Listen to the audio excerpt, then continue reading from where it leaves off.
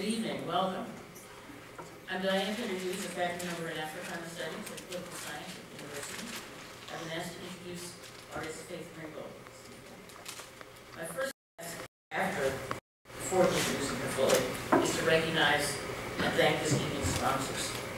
They include the Snipes Museum of Art, the Institute for Fellowship in Liberal Arts, the Segura Arts Studio, the Department of Art History and Design, the First Year of Studies, the Department of Africana Studies, and the Center for Social Concerns. Following her talk, Faith Ringgold will sign copies of her children's books in the Mestrovic gallery. That's upstairs on the first floor. Faith Ringgold was invited to the University of Notre Dame primarily to create a new print in the Segura Arts Studio in the Notre Dame Center for Arts and Culture. Joe Segura, the artist, is responsible for conceiving of bringing Ringgold to the University of Notre Dame. Segura and Doug Franson, his assistant in the studio, were also responsible for asking me to introduce Faith Ringgold, which I gladly did. So there's much to see and much to learn this evening, and we are genuinely graced by the presence of Faith Ringgold here to talk about the work. Many years ago, I had the opportunity to visit the Clark Art Museum in Williamstown, Massachusetts, where there was a quilting show on exhibit, including a number of Faith Ringgold pieces. A good friend at the University of Illinois, Urbana, kept one of her posters of a story quilt over a kitchen table. These are the pieces with which I'm most familiar, but as we'll learn tonight, Faith Ringgold has been producing art for over 60 years. She has many, many more types of work to which she'll introduce us tonight. She has several different series of paintings, for example, American People, Black Light. She's also produced mixed media figures, prints, and she's also produced her story quilts. One of her prints is here in the building on view upstairs in the museum's atrium. This night we'll have this on display from February 18th through March 16th. To give you a sense of the types of languages she uses in her story quilts, I'll read from that 2000 print, Under a Blood Red Sky. Coming to Jones Road, under a blood red sky, there was 28 of us and one newborn baby girl on that long, hard sojourn through the woods and swamps. We named the baby Freedom because she was born almost free. By day we prayed for the black of night to come to cover us. By night we crept softly to muffle our steps. We moved as if in one body, hardly knowing where we were going. Our way lit only by a full moon in a blood red sky. Here is artist Faith Ringgold for her lecture. Faith Ringgold, more than 60 years. Thank you.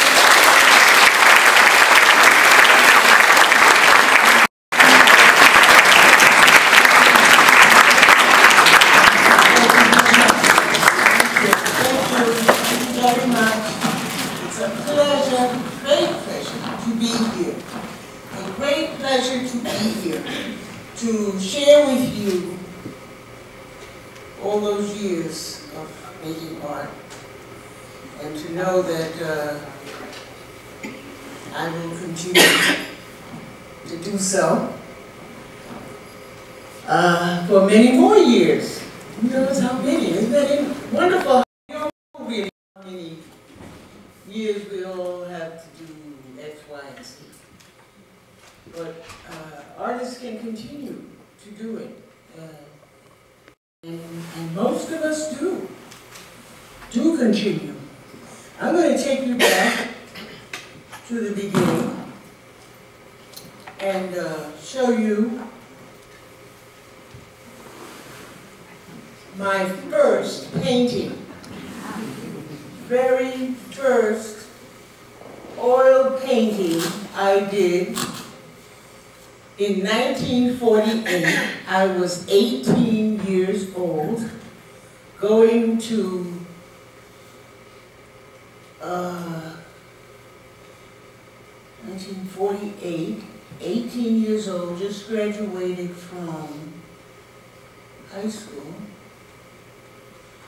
And my first, really, this is my first painting I did in college when I went to the City College of New York, and did my still life, because what was I learning? I wasn't seeing any of these wonderful works that are here in this museum, these Nigerian pieces, which I actually didn't see until 1976. The first time I went to Nigeria. And I went there because at City College they didn't teach me anything about African art, or black art for that matter. So that's why I'm doing the still life, because that's a European subject. And that's what we were taught to do. And it is important to learn all different kinds of art. And I certainly did. Some of it I had to teach myself, though, so that's why I went to Nigeria. But okay, yeah, so this is a typical kind of painting that we were encouraged to do. It's a still life, and it would have a guitar and a bottle of wine and some fruit and you know what I mean? Yeah. And years later, when I went to Ruth White's gallery, an art dealer on 57th Street, 1950 something, 58 maybe. Yeah, I'm saying about 1958.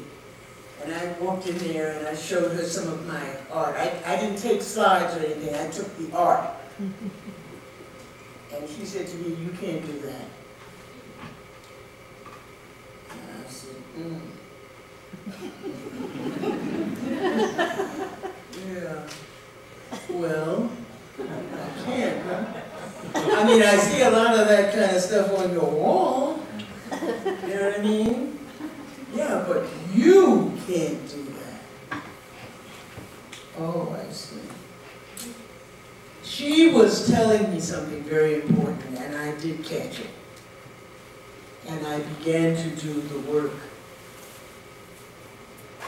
that you see here in this collection. But before that, I did this playing card, again in 1948. And there's a story that goes with this I have to share with everybody. I'm at the City College of New York. There are 5. I am the only black person in the total art department at the City College of New York in 1948. Number 1. I mean, I shouldn't say number 1. Only 1. I was only 1 person. Anyway. Okay, I'm the only one there. And we come in the first day and we're taking design 101 or something. And we're supposed to do a playing card. We are designing a playing card. That was the homework. Okay, so we all came in early because City College was a free institution, but you had to be an A student or they would throw you out so fast you wouldn't know what happened to you. Okay, so people came in early and I was there and they were putting up their playing card. But they put up a whole deck. Understand? The homework was a playing card, 1. But if you just did 1, you're not getting any A, because those other people are doing decks. So I don't know who you are. You understand what I'm saying? And when I got in there and I saw them, they had collaborated together with each other, and they were putting up a whole deck of cards. And here I was with 1 card. And I said, well, wait a minute, why are you putting up a whole deck? The homework wasn't a deck. They said, well, we can do what we want. You do what you want, we do what we want. I said, well, that's the way we're going to play. That never happened again. But then on, I did decks too. Yeah, the other kids got together after class and made a whole deck. Yeah, I got it. But I didn't continue doing it. 1960s. I became a mature artist in the 1960s with the American People series and Black Light. The 1960s was a time when things changed in America and will never be the same. Much of it was for the better. However, there seems to be a continuing longing for the 1 step forward, 2 steps backward. That has been a time-worn American legacy since the 1600s. Okay? In 1967, I had my first one-person show at the Spectrum Gallery, in which I showed these, I showed a whole series of paintings, which I will not show now, but these last 3, the flag is blue, and the American People series died. I am going to Spain, to Barcelona, to the Picasso Museum, to show this work with Guernica, Picasso's Guernica. Guernica used to be at the Museum of Modern Art, and I used to go there, oh, damn near every week just to look at it. And at some point, inspired by this, through the 60s, I created this painting Die, which is going to go to the Picasso Museum, and is just being looked at seriously now after it was created in 1967, and now we're in what? This is 2014?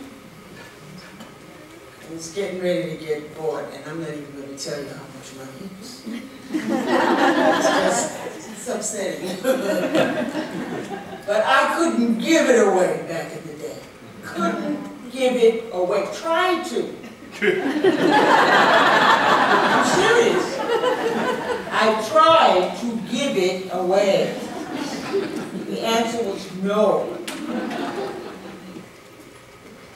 But today, wow, forget about it. Okay? 72 by 96 inches. The director of the gallery that I belonged to at the time, the Spectrum, told me for my first show in 1967, he said, here's the keys to the gallery. Galleries used to close in New York in the summertime. He said, take the keys, and I want you to just bring the whole 60s into play. I want you to just do it. Make it big and bold, and just do whatever it is you want to do for your first show. And I came up with this, and the flag is bleeding, and the U.S. postage stamp commemorating the advent of Black Power. And during that summer, I sent my kids and my mother to Europe for the summer, because I left my husband because he didn't get it. He thought, you know, your mother and the kids are away, so you could do more stuff in the house? No, that's not what it's about. It's not about that at all. Nothing in the house. So I left him, and I went and stayed at my mother's house. It was the first time, the summer of 1967 was the first time in my entire life that I could wake up in the morning and not think about anybody but myself. The first time. And I knew that if I was at home and my kids were away, I wouldn't understand how to do that. So I didn't say anything to him. I just left.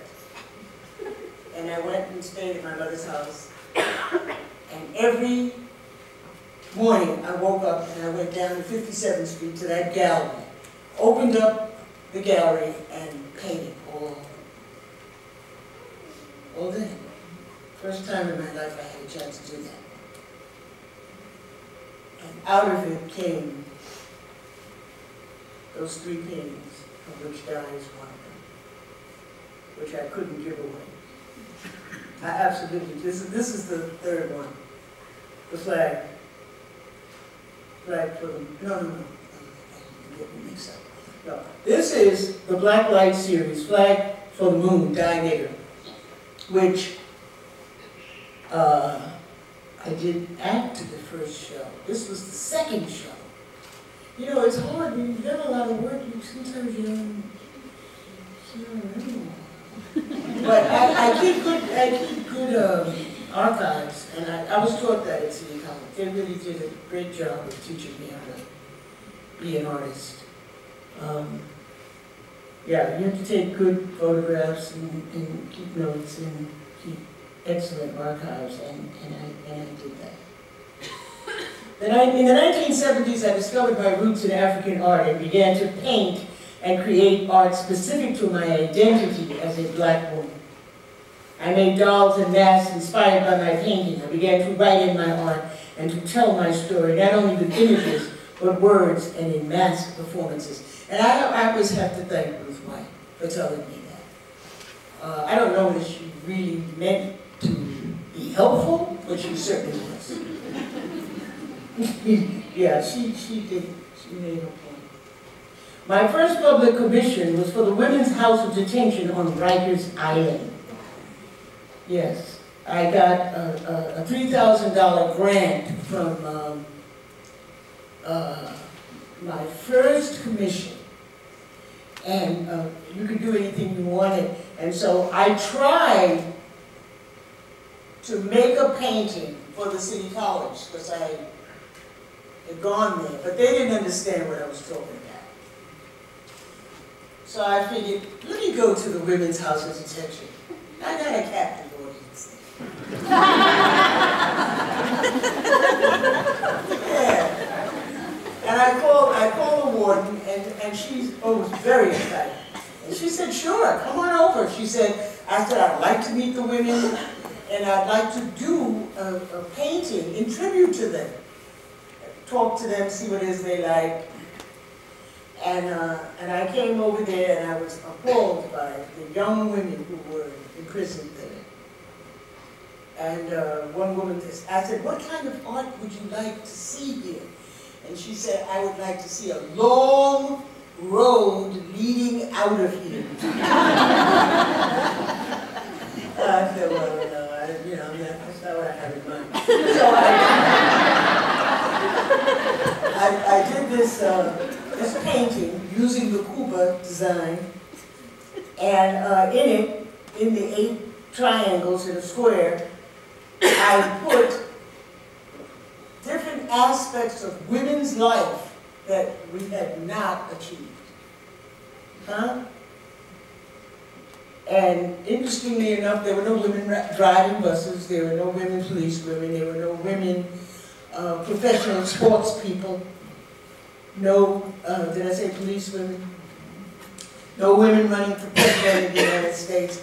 And they liked it. No women ministers marrying other women. It was exciting. Did that in 1971. Okay. Why is this one there? There you go. Slave Rape, a Tonka series. I thought that let me make art that can be rolled up, big art, that can be rolled up and put in a trunk and shipped all over the world, because you've got to show your work, you've got to find a way to get your work in public places so people can see it. And so my mother made these Tonkas. I had seen them first in Amsterdam, Holland, at the Rijksmuseum. And I introduced the idea. My mother was a fashion designer, and she made these Tonkas. I did the paintings. And it was the introduction, the Tonkas were the introduction to my quilts that came later. I wanted to do, I was making dolls, because I wanted to teach my students how to do it, and so I did it. And I wanted to do, what's his name, Muhammad Ali. And I tried to get in touch with his agent, and I told him, I said, I'd like to do a doll of Muhammad Ali as an introduction to a class for my students. And he, he didn't know what he was talking about. He didn't cooperate. I said, send me a photograph. And I got nothing. At that time, Carter was our president. And I called the White House, and they sent me photographs. 1, 2, 3 sent me photographs. Isn't that something? So I did that. Okay? Yeah, Carter, his wife, and so And then I made a whole international doll series. I made a family of woman masks. I had gone to Nigeria and seen all these fantastic masks. And I was very inspired by them. Here's some more purple doll in tribute to the color purple, huh? Alice Walker's color purple. African American dolls has not been a area of art that has been what should I say? It hasn't been used as much because we had the problem of not knowing, you know, what color are you, you know, if you're an African American, are you light, are you dark, and what's your hair look like, and all of that. So all of these things are problems when it comes to making dolls, because dolls tell the children what they look like. In every group of people, it's the dolls that show the beauty of the people for the children to emulate. African Americans have had a problem with that. So when I went to Africa, in Nigeria, I collected all these gorgeous Nigerian dolls because Nigerians, Africans all over the continent don't have that problem. They know what they look like. African Americans sometimes had that problem. Can you say? So I wanted to make dolls to kind of clarify that issue. And I love the masks, especially what I saw in Nigeria and Ghana. In 1980, I completed my autobiography, but it took me 15 years to find a book. Who's Afraid of Aunt Jemima was my first story. My autobiography, We Flew Over the Bridge, Memoirs of Faith Ringgold, was finally published by Little Brown in 1995 and reprinted by Duke University Press in 2005. I did not get that autobiography published for 15 years. In the meantime, that's when I started to making the children's books. I had no idea I was going to be doing children's books. But what I wanted to do was to tell my story. And I figured, why don't I write my art, write my story on my art. And as I started to do that, I found out that A, I could write, B, that people would read it, yes, and that at least one of the works that I did, Tar Beach, could become a children's book, and it did. And I have done 16 children's books as of now. The next one coming out in 2015 is Harlem Renaissance Party. So it's really very important to continue and to pursue different other areas in your career that you maybe wasn't thinking of before. White face mask number 4. I have done a good many masks and done performances wearing these masks. My very first quilt, I painted the images and Mother did the quilting. Echoes of Harlem. It is, well, it was in the collection of the Spencer Museum. No, it's never. That's a mistake, Grace. Yeah, it was never in there. It's Studio Museum now. Echoes of Harlem was my very first quilt, which I did with my mother. And, yeah, in 1980. My mother said, my mother was a, as I said, fashion designer. And she was impressing me with how difficult it was to, why is this thing there?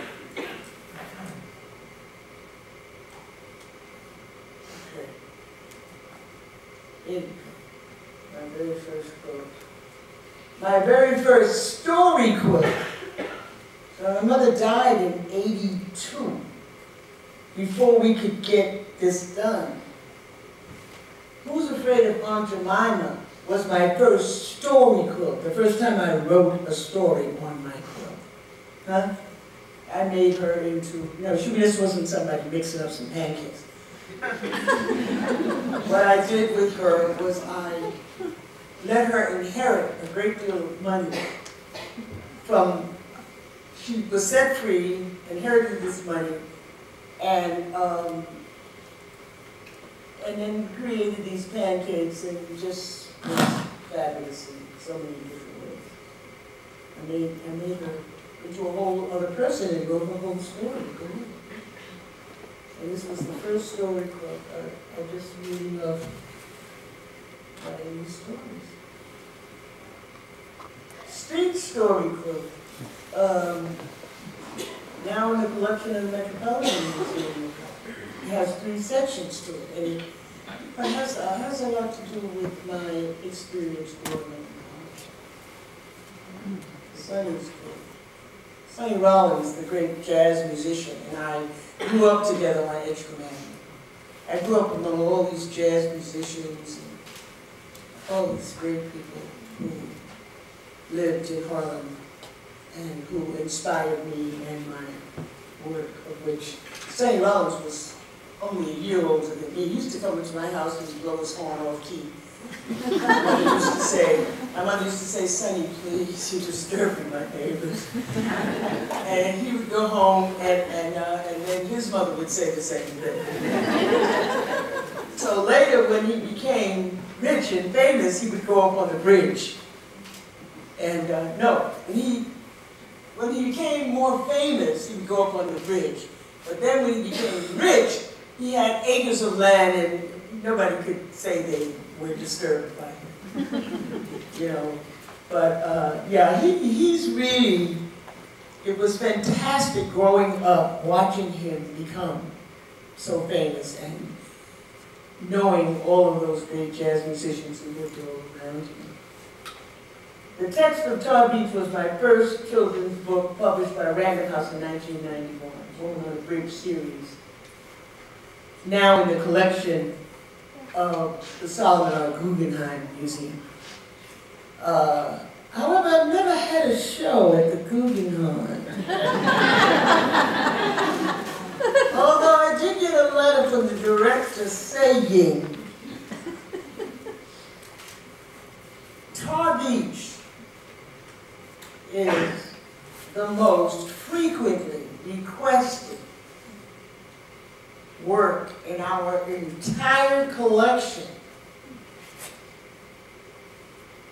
for loan to other institutions. Interesting. Of course, they charge a lot of money to loan it. But it's interesting that it's more frequently requested than any other object, yet I have not had a show. And I'm wondering when that's going to happen. I mean, I've had a show a lot of places, but not there. Sorry. In 1991, Random House published my first children's book, Tar Beach. Since then, I've published 15 children's books, actually coming up 16. 8 with Random House, 3 with Hyperion, 1 with Simon & Schuster, 4 with HarperCollins, and 1 with Bunker Hill. And it needs the ones.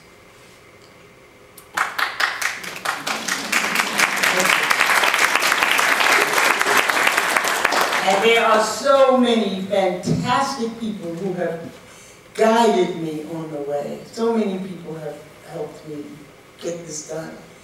And as it was happening, I just didn't have any idea, except that I just didn't say no.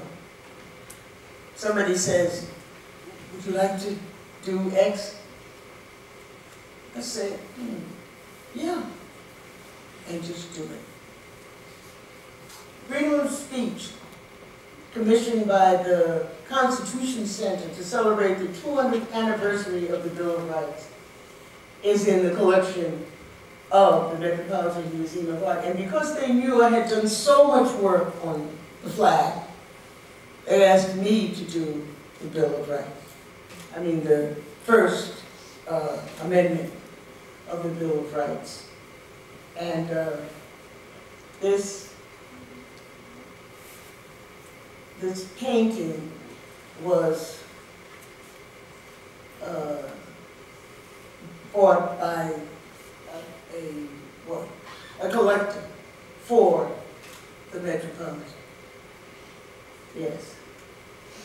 Flying Home, Harlem Heroes and Heroines, a series of pictures that I did that were made into mosaics for the subway in Harlem in, what, 1996, huh?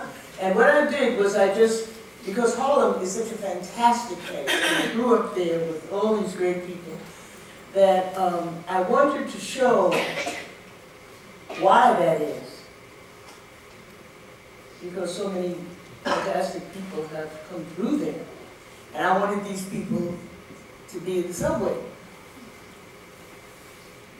Adam Clayton Powell and Marcus Garvey and the Abyssinian Church and then all the performers, Duke Ellington, Josephine Baker. I mean, these people, I just run into these people in the street like, hello, and you know not to make a big excitement over them because they look at you like, what's the matter with you? We're just neighbors. We don't, come up to us with all that. It's like, yeah, I've seen him, I don't know how many times.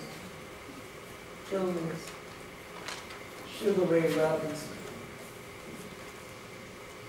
before he was fantastic. I mean, these artists, I lived with all these artists. They lived in my neighborhood, but I didn't know they were great artists. Why? Because they were not written about, they weren't in the museums, huh? I don't know that they knew either that they were. Very interesting. They taught in the South because they could not teach in the North. Huh? They had segregated schools in the South, so they taught in the South. They were artists. They lived in the North. I didn't know they were famous. But I do now. So I included them. The French collection, Dancing at the Louvre. I wanted to go to Europe to make sure that I knew the art of those European artists that I had been taught about as a student. Because these are the ones that I was taught about primarily. This one is in the collection of Oprah Winfrey. And I just wanted to be there. Moroccan holiday, I went to Morocco. And I went all the places where these artists were. Because I didn't want to write about something or paint about anything that I had not personally witnessed. And so that had a lot to do with my travels. I was also inspired by, what's his name? Warhol. Andy Warhol. It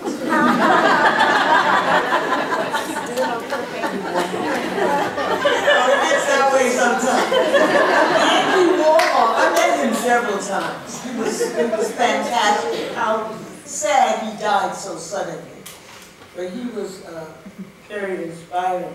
But I used Bessie Smith, huh? And I repeated Bessie Smith several times. That was a brilliant use that he made of imagery.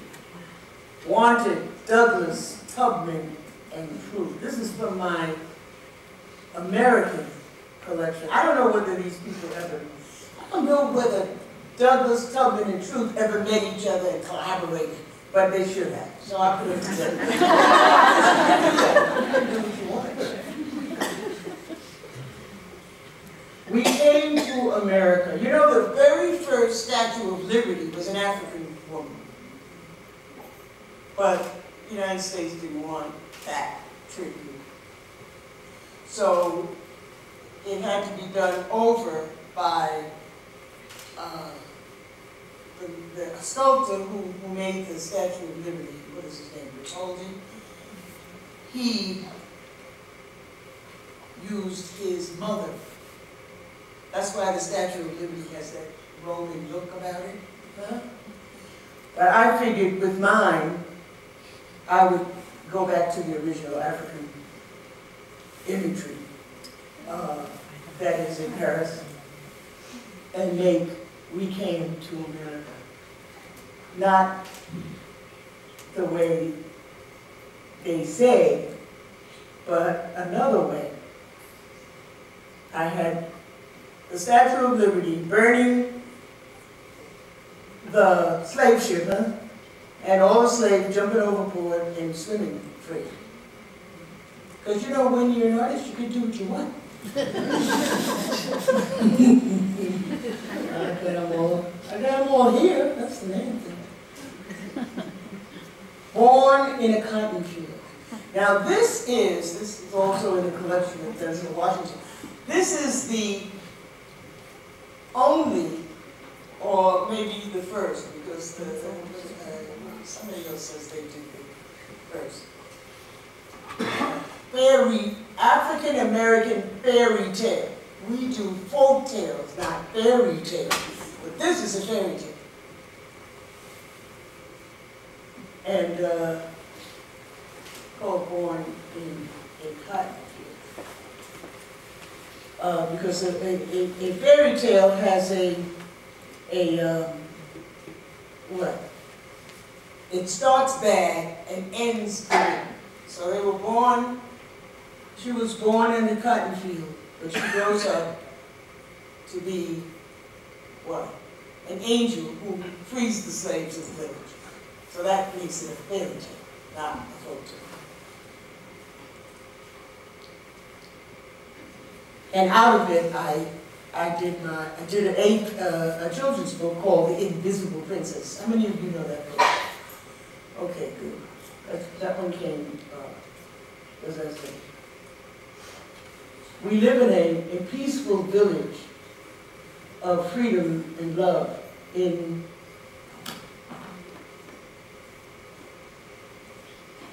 live in a peaceful village of freedom and love, in harmony with our brothers and sisters by all the stars above.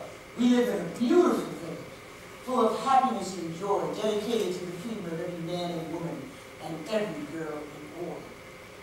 And what happens here is that the master, after the slaves are all freed, the master is left alone in the village. He has to can't make it himself. He has no help. The slaves are all free. His daughter is blind. She goes with the slaves to the invisible village of peace, freedom, and love. So he goes with them, because what else is he going to do? My editor said to me, "You should kill him."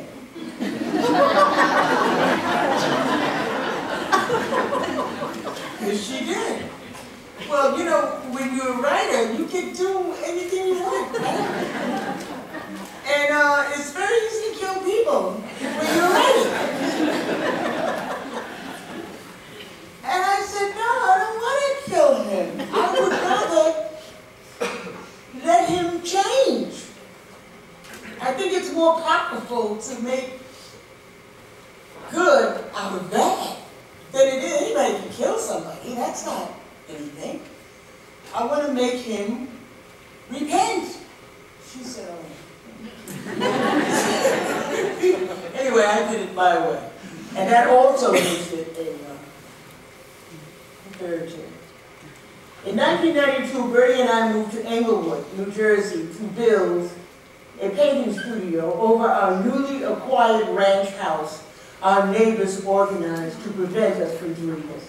The outcome, produced by Studio, Garden, and a series aptly called Coming to Jones Road Under a Blood Red Sky, Part 1 and 2.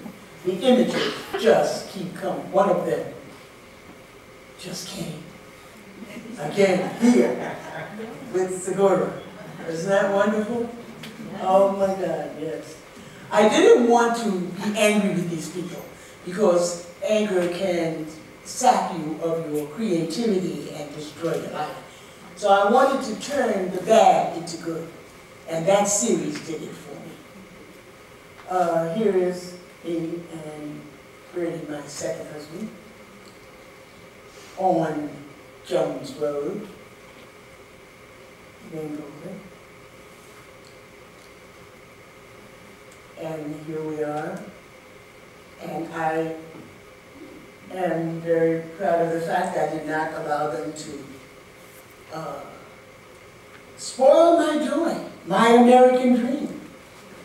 Huh? I did not allow it. I just can't even imagine if they thought they were going to. I couldn't imagine what would make them think that I wasn't going to have my gazebo and my pond and all of this, just because they... Now here's my great-great-grandmother, Susie Shannon, the inspiration also for the Coming to Jones Road, and she lived to be 110 years old. Fantastic who definitely has inspired. Coming to Jones Road, Part 1, on Emmy, who is really the magic of Jones Road. Oh my goodness. We just keep her coming.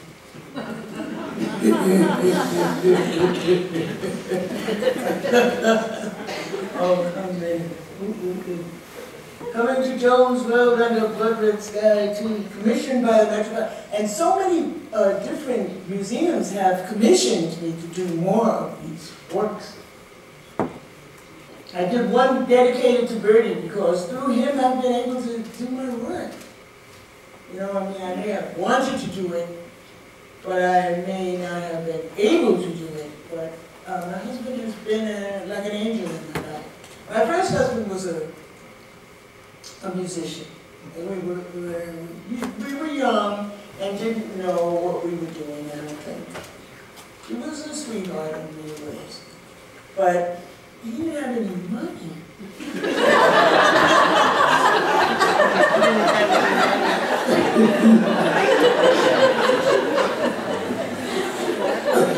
But I didn't think that was important. Is that important? No. But it did take out to be. Oh my. And this is part 2. We here on Emmy got us now. See, I have one part in which they're going to Jones Road, and then after they get here, there's more to the story. It is just, I think it's my most powerful series. I love it. It's on Emmy with little baby Freedom born on the way. And here they are getting married in a secret wedding in the woods because they weren't allowed to get married openly. Now, my mother made these tonkas, as I told you before, and I didn't have any paintings to go in them at the time. She said, "Oh, you don't need paintings for these.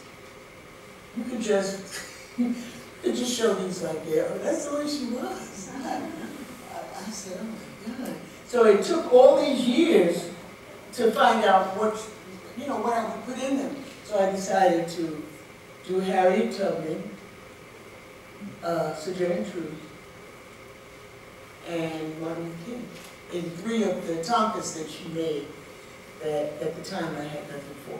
I wanted to do a whole series of jazz pictures because as I told you, I was brought up around all these great jazz music. I mean, Duke Ellington was right around the corner for me.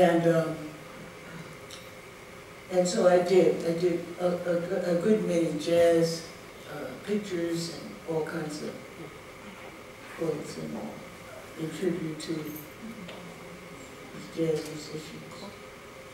In 2008, I was commissioned by the Limited Editions Club to create a letter from Martin Luther King that he wrote when he was in Birmingham jail. Sid Schiff of the New York Great Book Club commissioned me to illustrate his letter, and it was wonderful. I really enjoyed doing it. I just took, he had gotten a letter from a group of ministers who said, you know, you shouldn't come to Birmingham causing trouble, that's why you're in jail, and you should, you know, go home and stay out of our business. And so the letter answered why Martin Luther King had come to Birmingham and what he was doing, and I did the illustrations. And I'm just always, I'll always be thankful to Sid Schiff for asking me to do this.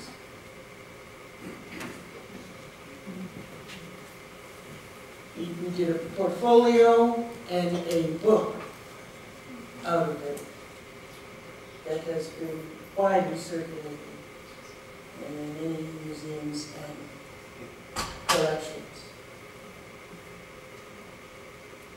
52 mosaics designed and installed June 2010 for the Los Angeles County Metropolitan Transit Authority Civic Center. I got commissioned to do this. They wanted 52 images, and I said, oh my God, how am I going to do this? So when I went there to do this, I made little copies of what I planned to do. And because I knew that not many people would do that. And I wanted to win this commission. And so I did these, I broke it up into 4 different ways of seeing people. Creativity. And I wanted to, see, these were going to be big mosaics in the subway in Los Angeles. And I wanted people coming into the subway to be able to look and see themselves. So I wanted to do all different kinds of people doing all kinds of things. Performing, another one. Dancing. Playing sports.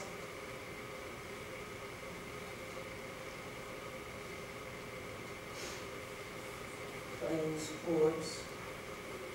And styling, I get that from Shelley. Shelley says styling. It's fashion, right? Yeah.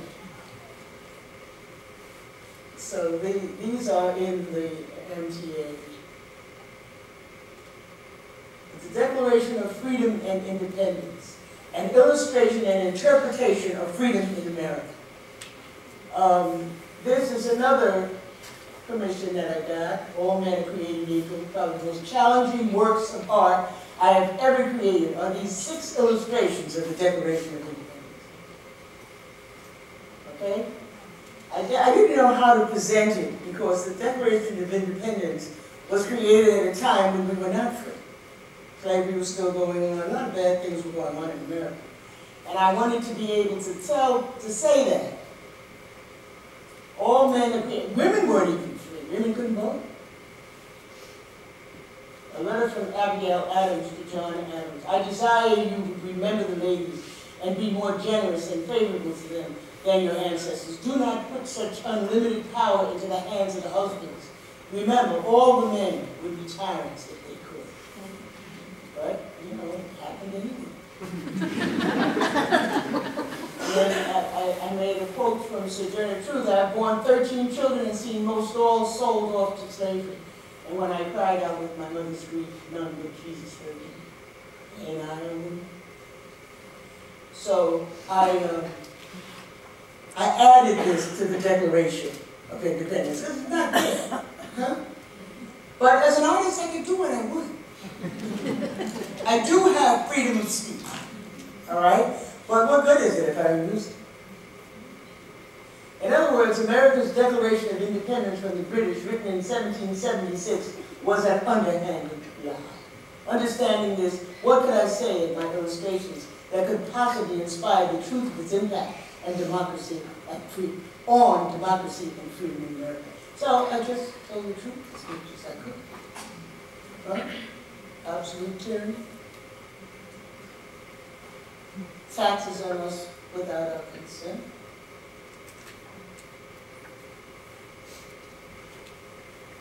It took Frederick Douglass, the Journey of Truth, Harriet Tubman, and the phenomenal Martin Luther King, among countless others, including slaves and descendants of slaves, to build a nation that has never quite understood the word freedom, in spite of the fact that its Declaration of Independence claims. We hold these truths to be self-evident, that all men are created equal, while actually meaning to say white men, not black men, or white women, to say nothing of black women, not to even mention black women.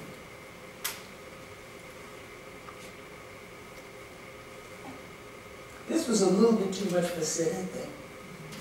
Sid Schiff, the one who commissioned me to do it.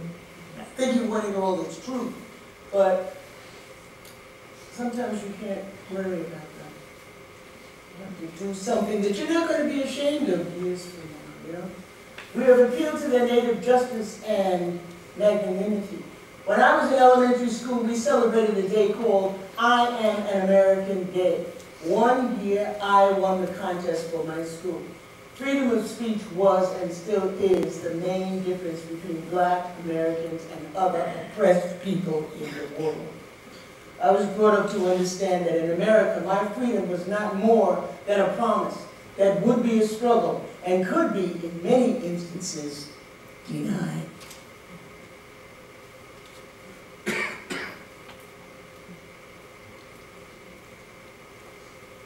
My intentions here are to tell the story of America's Declaration of Independence imposed upon the African American struggle for freedom, dedicated to the American people who in 2008 elected our first black president, Barack Obama, to be the 44th president of the United States.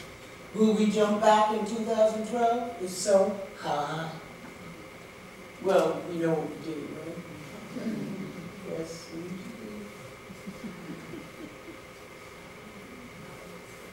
Now this, it skipped a whole bunch of stuff. Huh? It's like it skipped again. Yeah, it did.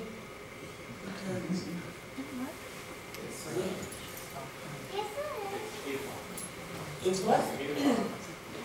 8 o'clock. Okay, so, oh, you know how to do it over there.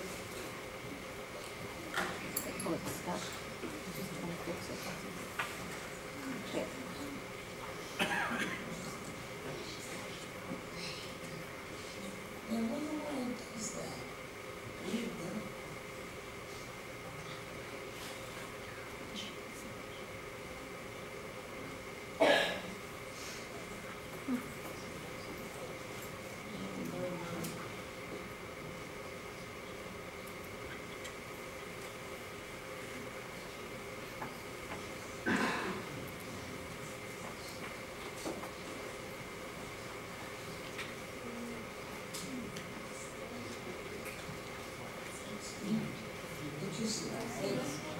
Yeah, we saw this.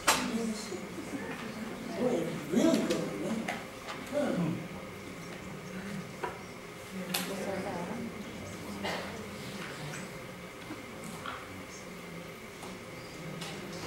All right, this is some more.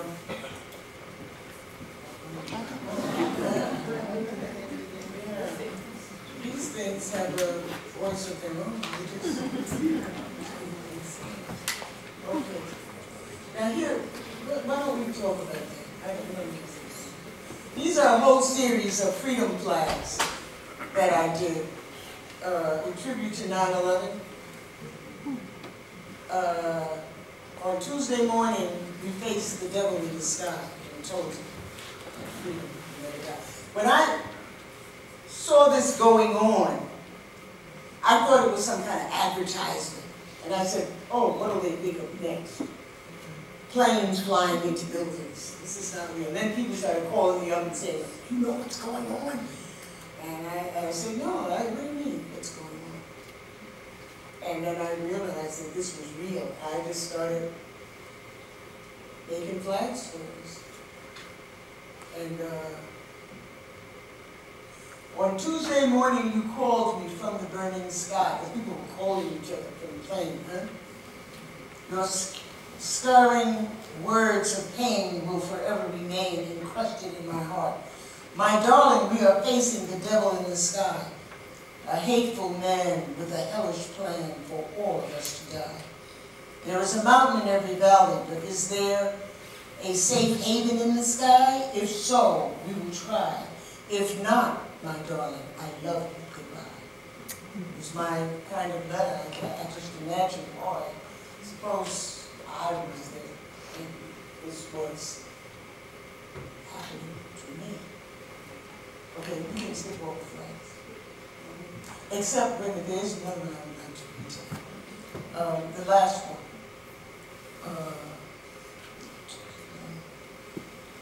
Keep going. Wait. Not more. The one before.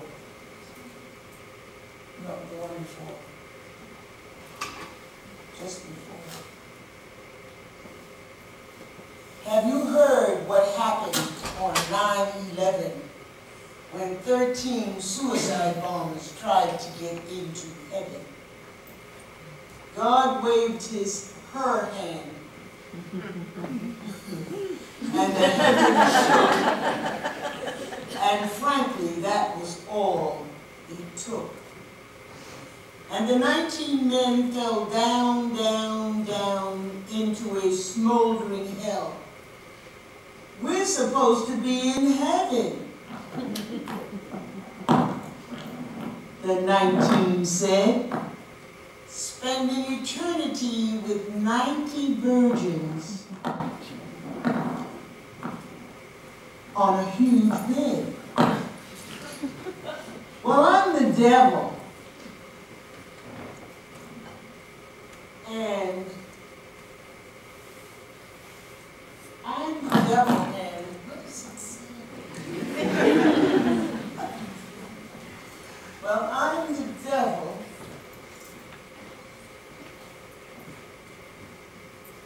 Where are we? Well, I'm the devil, and what? What? And what? Something what hell has for you all. 19 bitches on a bed of what? And 1,000,000 hags with tortured souls. Serial killers, assassins, rapists, what? And 9 with an eternity of time for you to copy to what? And oh, I love this poem, but I can't see it. It's all blurry. Huh? Oh, wait a minute. Maybe I have it here.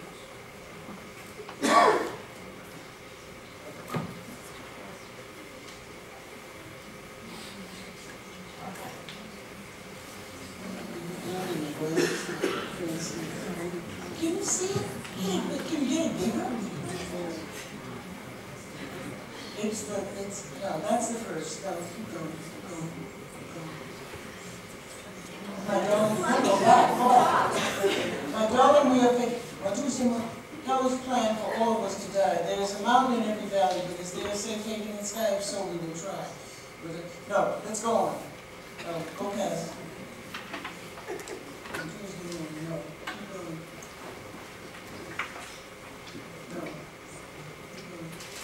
More. Yes, 90 virgins. 90 virgins on their way to heaven ran into 90 bitches from hell. Hello, pretty virgin ladies. Where are you going on this lovely day? It's, what? 9/11. And we're on our way to heaven to meet 19 suicide bombers there. I think there's been a mistake. We just left those boys. But for heaven's sake, what's a little sin? We'll get you in, and we can double date them in hell. Okay?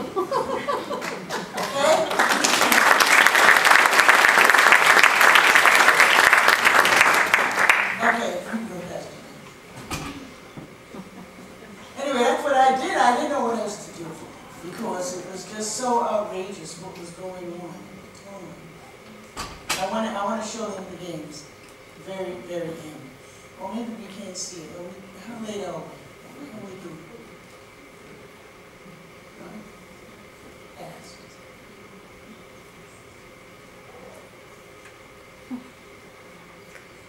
I think we're going to stop. You know? Okay.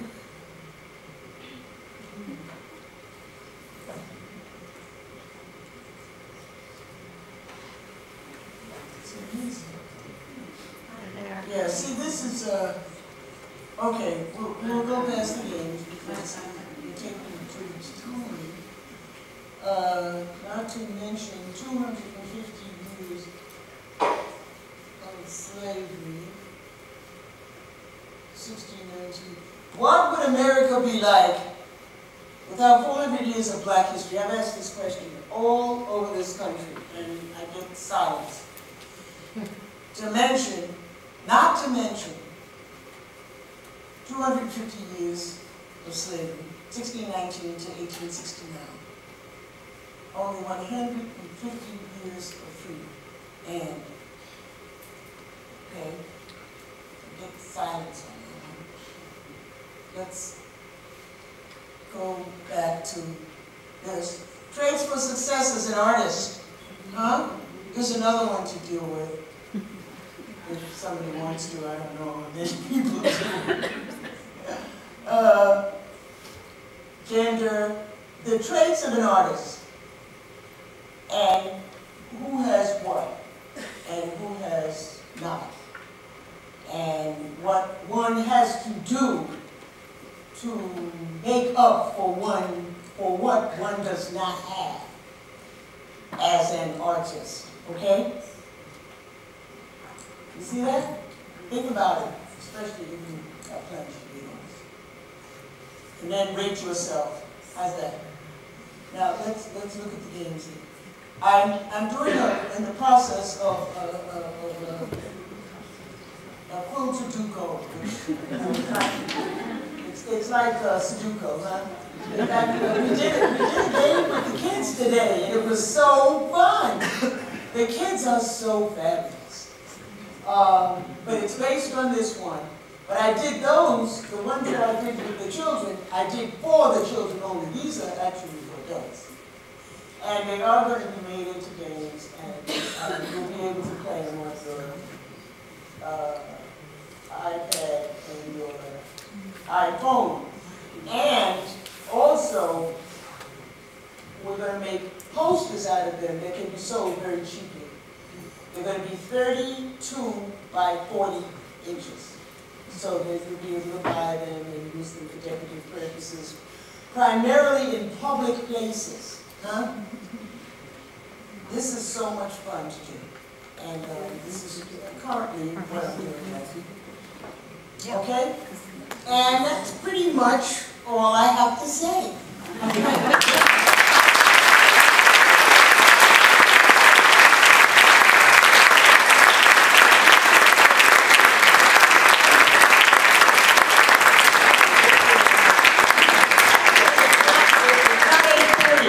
It's 8:12. Do you have any questions? Don't everybody speak at once. No? Yes.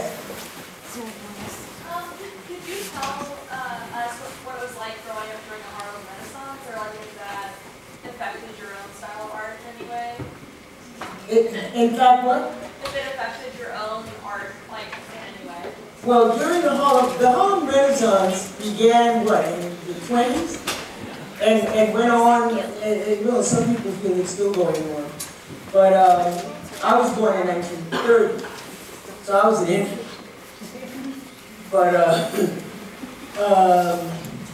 it was a fantastic experience growing up in a time when people were developing in the way that African Americans were, especially in the arts.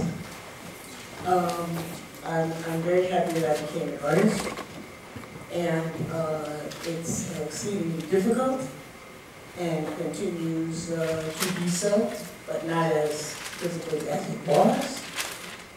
And what should I say? I don't know what else to tell you. Except the Harlem Renaissance was the period when African Americans recognized their cultural cachet, the music, the dance, the theater, and they came out of the horror of slavery and used the art to tell themselves. And many realized they could not do it in America and went abroad, went to Europe and did there. So the Renaissance is a very important part, a very important period in the history of African American people.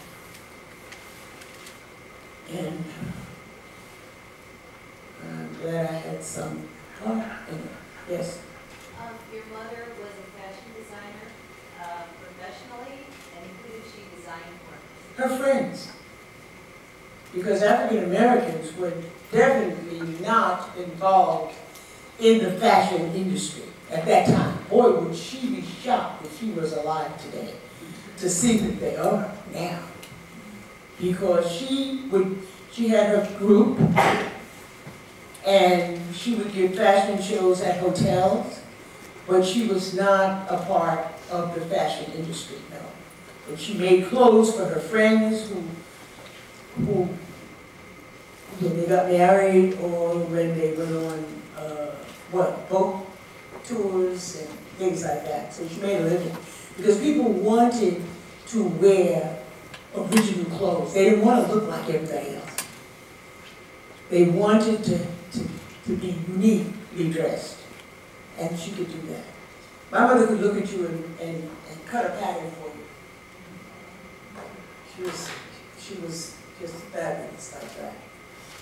She had gone to the New York Fashion Institute to learn how to cut patterns. As a young woman, she didn't work because women didn't work in those days. My father drove a truck for the sanitation department. My mother was a housewife.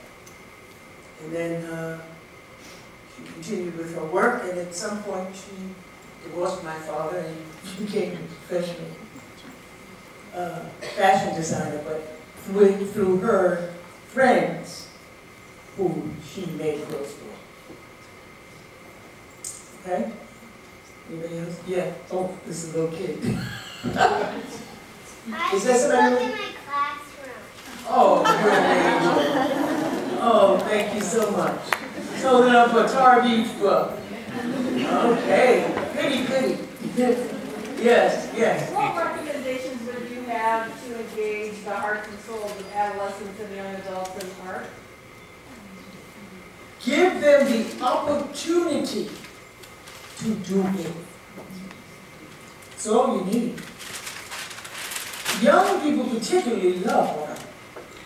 If they're going to get the opportunity to develop themselves as artists, they're going to take it. That's going to happen. As they get older, they will drop more and more out of it. But you got to get into them. See, when I was young, I got asthma when I was 2 years old. And so doctors didn't want me around a lot of kids. They didn't want me to go to pre-kindergarten or kindergarten. And so I was home taught up until about the first grade. I didn't start to go to school regularly with other kids until the second grade.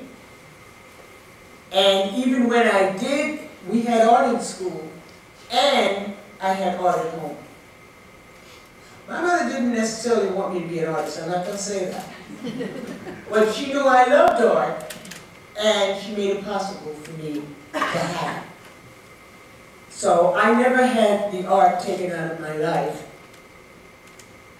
whether I was in school or out of school, and I continued through junior high and high school.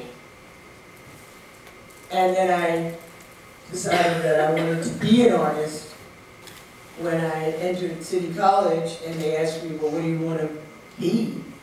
And I never thought about an artist as something to be. I thought it was something to do. Isn't that interesting? Because most women didn't work. You gotta understand this. None of my mother's friends worked. There were no jobs for women. The jobs didn't come in for women until World War II, when the men went off to war, and then the women had to take their jobs. So it wasn't even a question of what you wanted to be, because you were going to be a housewife and a mother. You understood that.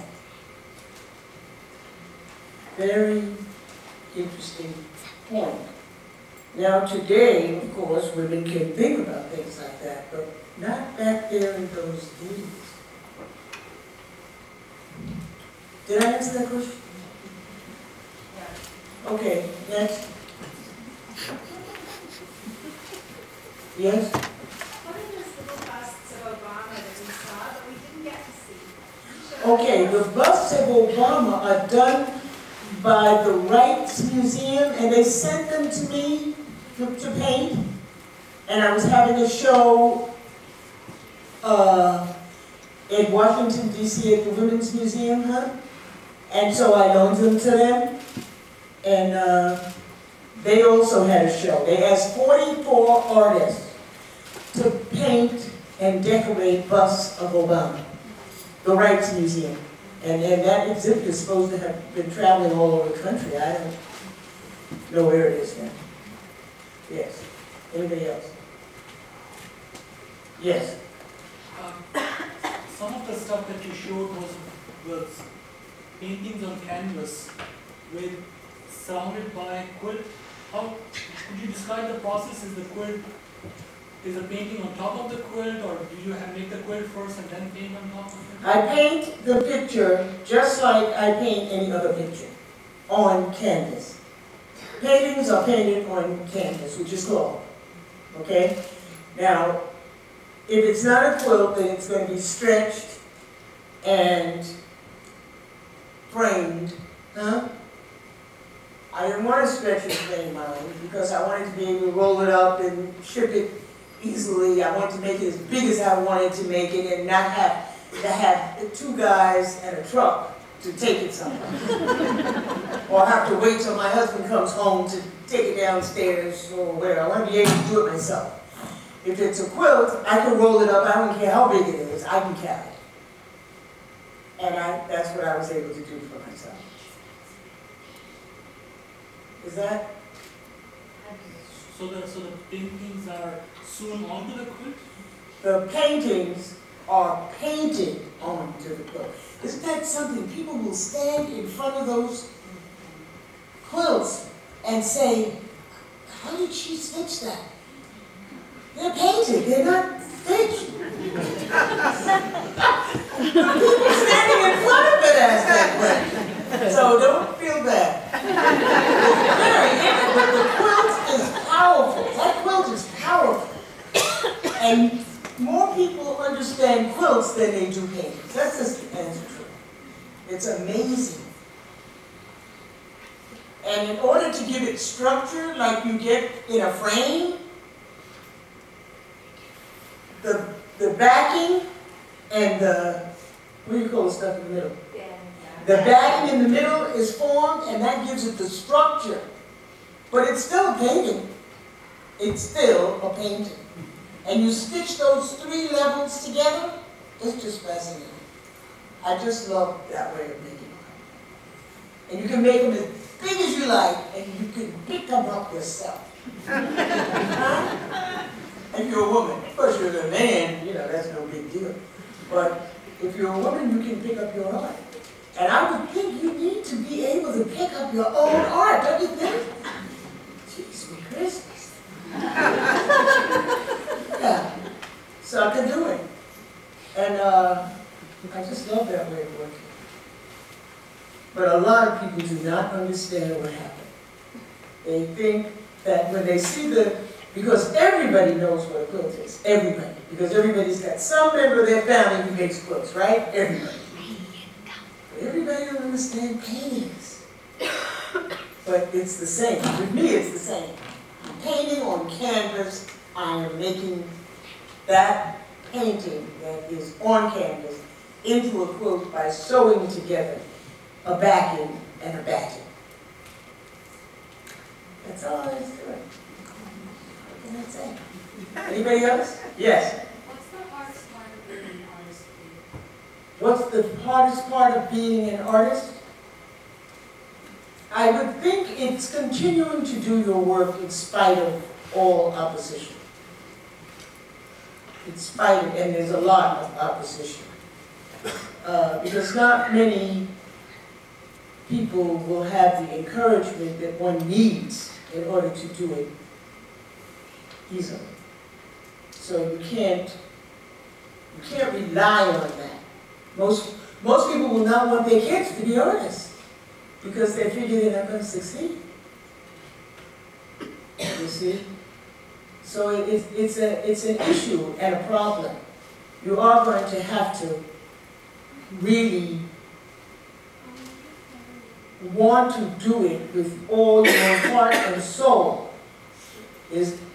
Other people are not going to be the ones that are going to make you do it. Nobody's going to make you do it. You understand? It's going to be you that wants to do it. And it will be difficult, depending upon who you are. It will be more difficult. But it will be wonderful too. And there will be many people who will help you. So, do it!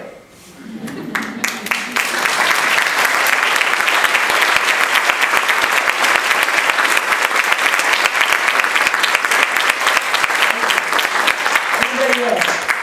Yes. Way back.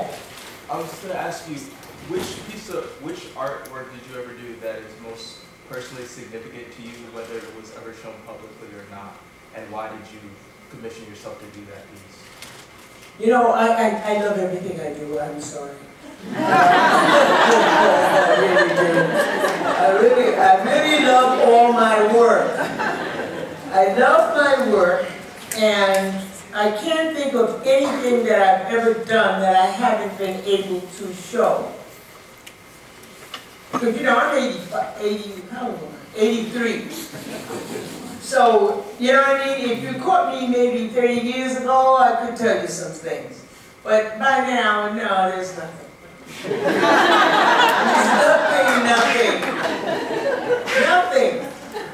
I'm on top of everything. Yes. And I love everything I do. And what I'm most excited about is what's coming up. Huh? Yeah, because it gives you a sense of freedom that you can. Freedom of speech, I think, is so important. If you will use it and you can say and do what you want to do, and you get the opportunity to do so. And of course, you need people that will help you. It's like I wanted to give, you know, credit to my husband. And I asked him, if you had known what you were doing, you know what I mean? When you married me, if you had known what you were doing, would you have done it? And he doesn't want to answer it.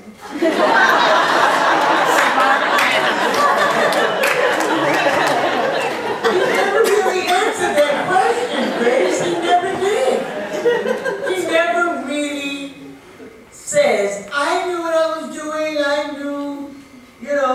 No. I don't think he really knew. I really don't. But now that it's happened, well, I'll take credit. But I don't think he really. How long has it been? Since I married him? What? How long has what been? How long have you been married to your second husband? My second husband and I got married in, when did we get married? 60? Yeah, 1962. Somebody said 50. No, I know. I married my first husband in 1950. I married my second husband in 1962. And we all grew up together. We were all friends. Huh? We grew up together. Same street. Knew each other. In fact, my second husband moved me away from the first one. Isn't that something? Well, that was the only way you could move if you had your friends to help you. You didn't, in those days, you didn't call a moving van and say, I want to move. No. I moved away from Earl in 1950, what? 3, because Barbara and Michelle were a year and 2 years old. And they were born in 52. And in 53, I told the second husband I had to leave the first one. And he said, well, and I said, would you help me? Mother said you would help me. He said, I have to tell him now. Because we were all friends. We all were kids together. We knew each other from the time we were born. I'm not going to do it unless he knows that I'm doing it. So I said, well, go ahead, go. And he did. And that was 1953, I think. What? Yeah, 3 or 4, something like that. You know, we all lived in the same street, don't you understand? It was amazing that men in those days felt that it was very important for them to look out for women. So they had to do that. It was difficult. There's more to it. Read my autobiography if you want to know.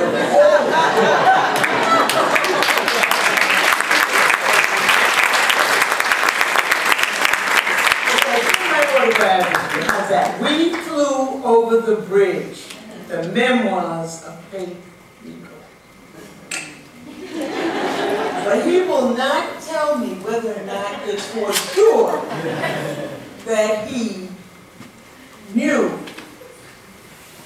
that he would be supporting my art if we got married. Because other than that, I wouldn't have been able to do it. Come on. I wouldn't have been able to do it.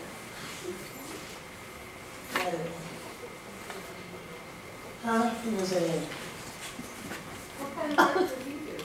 He worked for General Motors, GM. Okay? They still take care of him today. No, he's retired. Did any of your children follow you in the arts?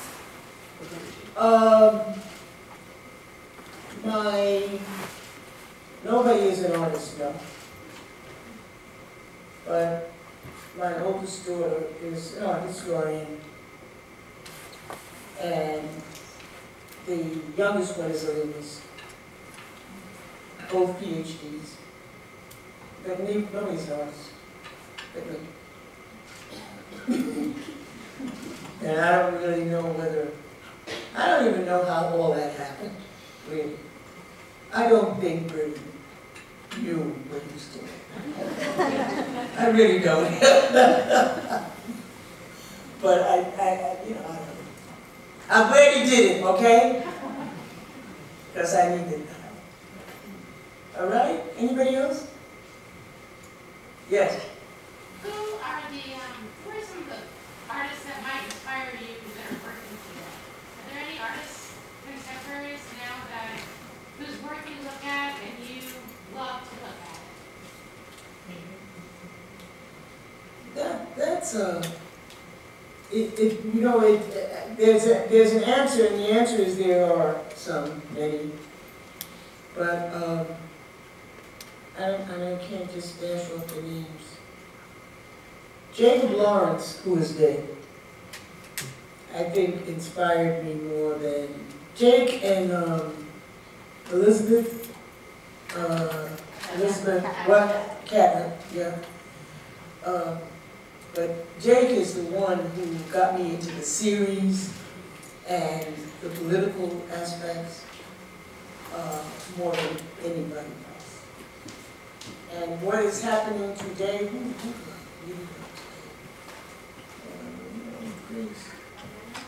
oh yes, I love Amina.